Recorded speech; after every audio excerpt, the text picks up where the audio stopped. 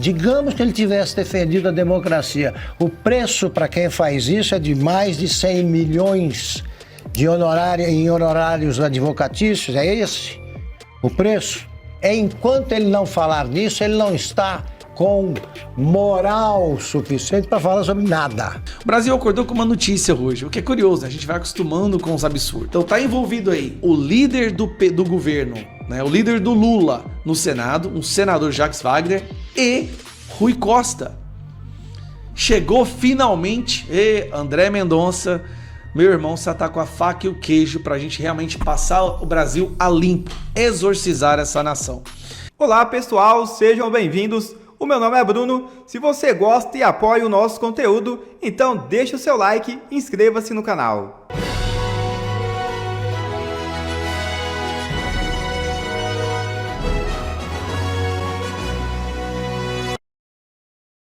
O tiro no pé de Lula. Acadêmicos de Niterói ficam em último lugar e é rebaixada. É isso mesmo. Acadêmicos de Niterói, que fez a homenagem bizarra ao petista Lula, ficou em último lugar e foi rebaixada do grupo especial do Carnaval do Rio de Janeiro na apuração desta quarta-feira. A escola fazia sua estreia na elite das agremiações neste ano. Ao longo da apuração, ela recebeu apenas 2 notas 10. O deputado federal Nicolas Ferreira não perdoou. Abre aspas. A escola foi rebaixada demonstrando como o Lula está afundando o Brasil. Isso sim foi uma homenagem muito bem adequada. Sua hora vai chegar. Fora Lula. Fecha aspas. Escreveu o parlamentar na rede social X. O senador Flávio Bolsonaro e pré-candidato à presidência também não perdeu a chance e comemorou o rebaixamento da escola de samba que homenageou Lula. Abre aspas.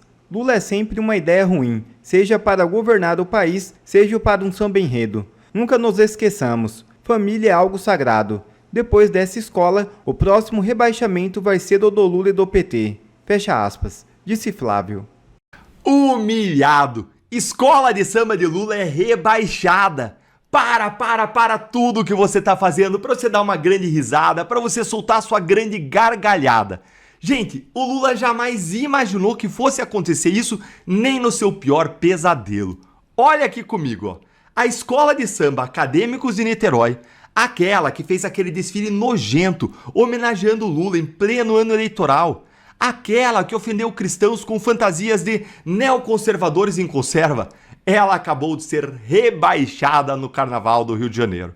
E mais, o próprio governo Lula e o PT já estão admitindo que o desfile foi um desastre político completo. Eles já estão agora antevendo o rebaixamento do Lula na eleição de outubro. Humilhação total. Eu vou te mostrar tudo isso agora. Bora lá, gente. Acadêmicos do Niterói ficou simplesmente em último lugar na apuração do Carnaval do Rio e foi rebaixada para a Série Ouro. Leiam aqui comigo o que saiu no Globo. A Acadêmicos do Niterói ficou em último lugar na apuração do Carnaval do Rio de Janeiro e foi rebaixada do grupo especial. A escola retorna assim para a Série Ouro. Na apuração desta quarta-feira, a agremiação que homenageou o presidente Lula em desfile na Sapucaí perdeu pontos em praticamente todos os quesitos. Apenas na categoria Samba Enredo, a agremiação levou nota 10 e só de 2 jurados. Gente, a escola recebeu apenas uma nota 10 em apenas um quesito dos 9 avaliados. Ó, se você já acompanhou esse momento de julgamento das escolas de samba, tem muita nota 10. Eles falam quesito tal, 10, quesito tal, 10. Mas a escola foi um fracasso técnico completo. E não foi perseguição, não. Não foi conspiração. Foi incompetência mesmo. Foi um desfile mal feito que tentou compensar sua falta de qualidade com bajulação política, com militância lulista, esquerdista e progressista. E tem mais. O Igor Gadelha, lá no Metrópolis, revelou que o próprio governo Lula está fazendo um meia-culpa em off. Olha só como que um líder petista ele deu alerta sobre o que está acontecendo aqui, ó. Assessores de Lula admitem ter se preocupado demais com a questão jurídica, por temor da inelegibilidade, e ter se esquisito simplesmente de analisar previamente o possível impacto político do teor do desfile. Uma das alas da escola de samba, que retratou a família tradicional dentro de uma lata de conservas, desagradou os evangélicos, eleitorado do qual Lula tenta se aproximar de olho nas eleições. Gente, no Lauro Jardim, saiu que a avaliação do PT e do governo foi de que o desfile foi um verdadeiro desastre. Olha aí a palavra, desastre. E isso com base em evidência, com base nas pesquisas. Todas as pesquisas e trackings que o Palácio do Planalto teve acesso apontam numa só direção. Foi catastrófico para Lula o desfile da Acadêmicos do Niterói. Não só o conjunto da obra não agradou a quem a essa altura o governo deveria querer seduzir, os evangélicos, mas foi pior. A ala que representou a família tradicional dentro de uma lata de conservas está sendo vista no próprio governo como símbolo do desastre. Todo um trabalho de aproximação com os evangélicos foi jogado fora, diz um líder petista. Gente, é exatamente isso. Lula e o PT sabem que cometeram um erro gigantesco. O desfile foi uma ofensa deliberada aos evangélicos, aos conservadores, ao agro, aos militares, tudo isso colocado como extrema-direita em fantasias de neoconservadores em conserva, como se fossem lixo, como se fosse algo velho, algo descartável. E por que isso foi tão burro politicamente, Deltan? Deixa eu te dar os números. Os evangélicos são 36% da população brasileira em 2026, contra 32% em 2022. Em 22, 69% dos evangélicos votaram no Bolsonaro, só 31%, menos de metade aí desse número, no Lula. E 48% dos evangélicos avaliam Lula negativamente. Só 21% hoje avaliam positivamente. Gente, Lula precisa desesperadamente dos evangélicos para ele ter qualquer chance em 2026. E aí o que ele foi lá e fez? Bancou uma escola de samba que ofendeu diretamente esse eleitorado, colocando evangélicos, assim como cristãos, agro, a família tradicional, todos como extremistas, como lata de conserva. E agora, hein? A escola foi rebaixada e o governo está reconhecendo em off que jogou fora todo o trabalho de aproximação com os evangélicos. Bem feito, gente. Dupla derrota pro Lula. Escola rebaixada na Sapucaí e eleitorado evangélico ainda mais afastado. Assim, o desfile ele foi um fracasso artístico e o rebaixamento aí comprova, e foi também um desastre político, e o próprio PT admite.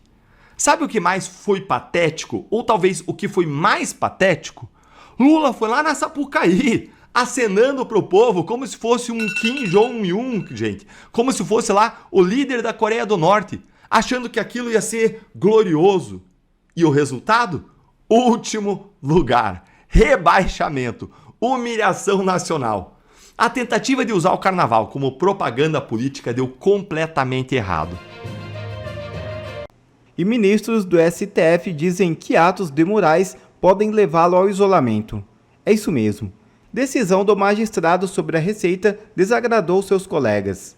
A decisão do ministro de mandar a Receita Federal rastrear quem teria acessado os dados dele e de seus familiares incomodou colegas do Supremo Tribunal Federal. O ato ocorreu no âmbito do inquérito sigiloso das fake news, aberto em 2019, sob a presidência de Dias Toffoli, que definiu Moraes relator. Bom, e a decisão do ministro do Supremo, Alexandre de Moraes, gerou desconforto entre integrantes da corte. O ato foi tomado no âmbito do inquérito das fake news. A medida ocorre em meio a suspeitas no Supremo de que a Polícia Federal tenha realizado apurações sobre integrantes da corte sem consentimento, no contexto do caso do Banco Master. Relatos internos indicam questionamentos sobre o uso de uma investigação iniciada há 7 anos para esse tipo de providência. Há registros de que a medida provocou resistência entre ministros e ampliou tensões institucionais entre órgãos envolvidos. Piotr, a gente traz essa apuração do nosso repórter Christian Costa, que essa decisão do ministro Alexandre de Moraes pode aí levá-lo ao isolamento da corte. A gente percebe desde ontem, né, quando foi deflagrada essa operação, um racha, um desconforto entre os ministros, também porque o ministro não teria compartilhado essa decisão com os demais colegas, né, de pedir à Polícia Federal para investigar a Receita Federal. E há uma suspeita, uma possibilidade de que o ministro Alexandre de Moraes esteja ali criando uma possibilidade para fazer um dossiê, criar um dossiê ou documentos ali dos demais colegas. Ótimo, vamos punir todo mundo. Sobre sigilos fiscais, bancários, de imposto de renda, para também se resguardar em razão daquele contrato de 129 milhões de reais firmado com o escritório da mulher dele. Porque, como é sigiloso, nem os outros ministros sabem o que ele pediu para a Receita e nem o que a Receita está enviando exatamente para ele.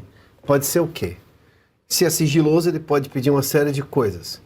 Para um ministro que mandava o auxiliar dele no TSE produzir determinadas provas para ele julgar depois, imagina só. Né? Então, não haveria, digamos, um pudor para contê-lo.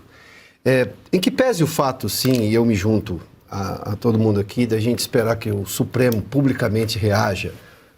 Eles vão ter reuniões da Corte logo, que esses ministros que estão incomodados o façam publicamente, porque o Brasil é outro, o momento é outro, as pessoas já não aguentam mais, a escola do Lula acabou de ser rebaixada, ou seja, esse tipo de manipulação, de opressão política via justiça, via cancelamento, ninguém mais aceita isso no Brasil, ninguém mais aguenta isso. Em que pese o fato de eu também esperar que esses ministros façam isso, se a gente pegar pelo menos os sinais que nos são permitidos até o momento, aquela reunião, no que foi vazado daquela reunião, e tomando pelo valor de face, ela não foi uma reunião positiva. Por mais que tenha saído ali uma carta dizendo estamos todos juntos, eu não sei do que e tarará, não foi uma reunião positiva. Ali tinha muita divergência e muito incômodo. O Supremo lá atrás permitiu que se criasse essa figura praticamente, abre aspas, com todo o perdão da palavra, tá? Mítica do superministro Alexandre de Moraes. Ele era assim tratado por boa parte dos advogados e gente aqui do sistema financeiro, de empresas, associações, com o Moraes não dá para mexer. Foi exatamente no que acreditou o Vorcaro.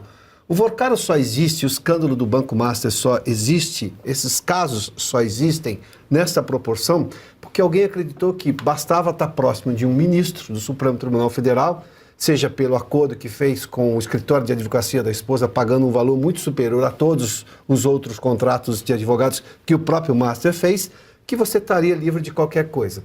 Era um Brasil que já não existe mais.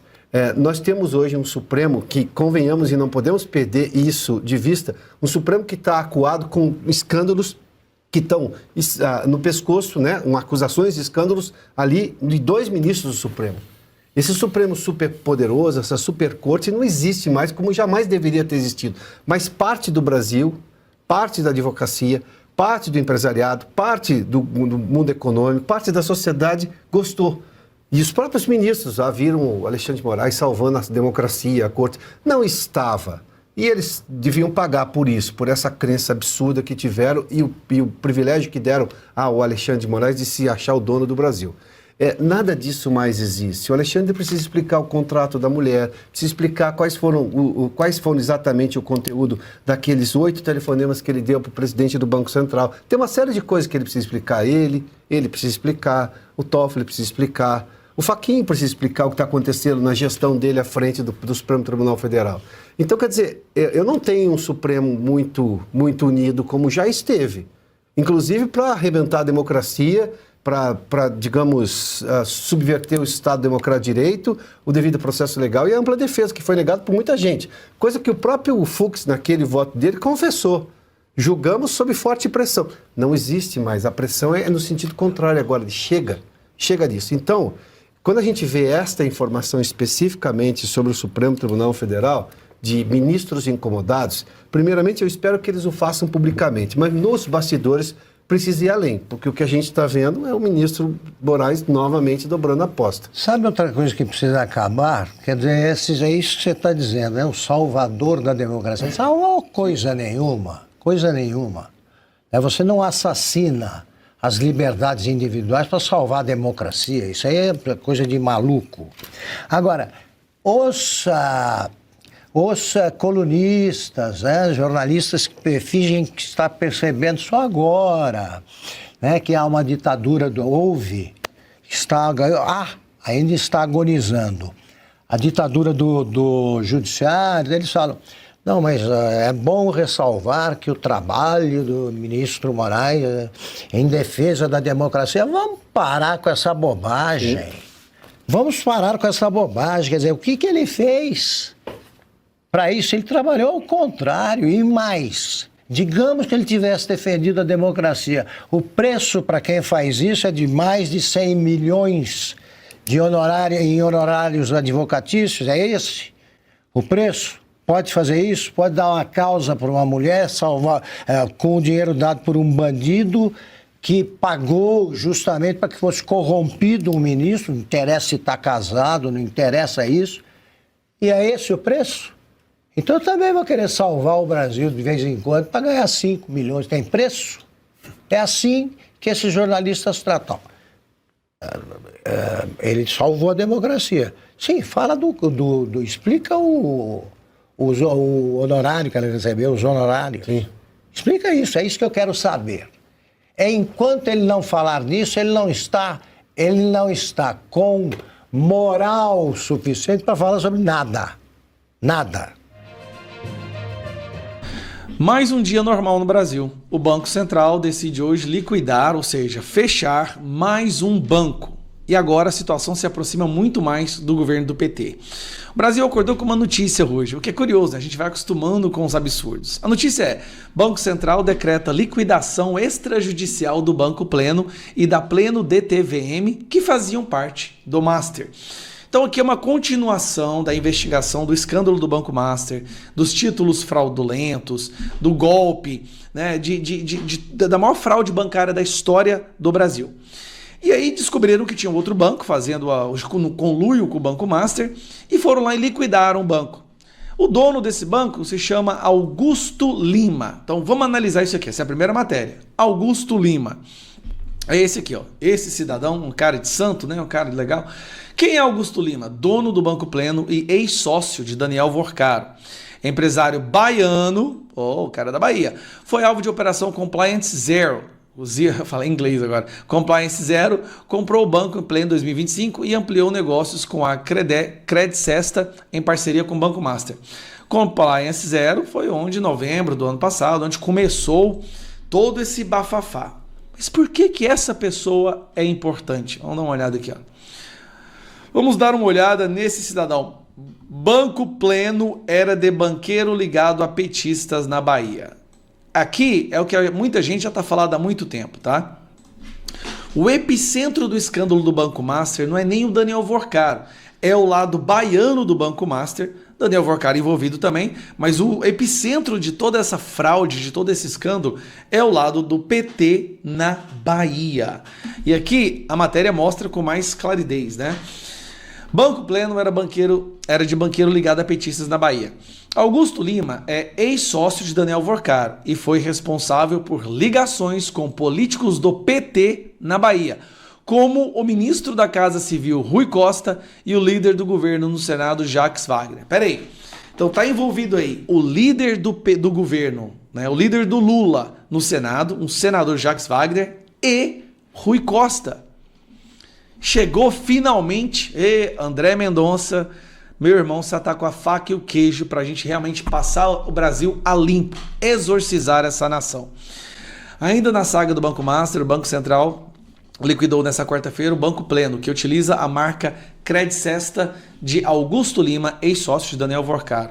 Segundo o Banco Central, a liquidação do Banco Pleno foi adotada após o agravamento da situação econômico-financeira da instituição, que passou a ter dificuldades para pagar suas obrigações no dia a dia. O órgão também apontou descumprimento de normas e de determinações da própria autoridade reguladora. Augusto Lima é banqueiro ligado a petista na Bahia, como Rui Costa e Jacques Wagner. O crescimento do Master começou com a união entre ele e Daniel Vorcaro. E aqui, ó, toda a esculhambação da fraude bancária começou quando esse cara do PT se aliou a Daniel Vorcaro e os dois começaram a fazer a festa, né, que todo mundo hoje já conhece. No que eles romperam a sociedade, Augusto Lima ficou com o Banco Pleno, que tem um cartão de crédito Credicesta, e uma rede estatal de supermercados na Bahia. E aí fazia consignar e falei quais os crimes eles cometiam. Foi Augusto Lima que fez os contatos com Ricardo Lewandowski, do Lula, para contratá-lo como consultor jurídico do Banco Master. Rapaz, isso aqui eu tô vendo agora, não tinha visto não. O cara que tá no epicentro da fraude bancária, esse Ricardo Lima, né? Ricardo Lima não, Augusto Lima, foi ele que contratou o Lewandowski. como consultor jurídico e com a ajuda do líder do governo, Jacques Wagner. Ele esteve também na reunião de Daniel Vorcaro com o presidente Lula no final de 2024. Já estamos falando isso há muito tempo. Faltava uma prova, uma comprovação. Tá aí o banco pleno do PT, ligado ao PT na Bahia, que contratou o Ricardo Lewandowski. Esse detalhe eu não tinha lido a matéria toda. E o cara foi preso, tá? O Augusto Lima está preso. Ou foi preso e foi liberado. O STF deve ter liberado ele, provavelmente. Mas o Master chegou no governo. O Master, esse escândalo da fraude bancária, chegou no Lewandowski, nos ministros do Lula, no líder do governo do Lula, chegou nos ministros do STF, Alexandre de Moraes e Dias Toffoli, chegou no Lula, tá chegando em todo mundo. Eu tô querendo ver quando é que vai chegar no que eles falam que é o centro, na direita, porque eu não tô vendo o pessoal do centro-direita aparecendo em nenhuma dessas novas investigações ou nessas informações que estão sendo divulgadas pela imprensa. O que tá aparecendo, que tá claro, é que está chegando só em petismo na esquerda, no governo e no STF. É por isso que eles agora estão nesse consórcio. Na minha percepção, está tendo uma briga para ver quem é que vai se estripar nisso aí. É o governo tentando jogar o STF na fogueira. Agora, STF, está na hora de vocês jogarem também o governo na fogueira. Não pode deixar apanhar, ficar quieto e não revidar, né? Então eu torço pela briga dos dois.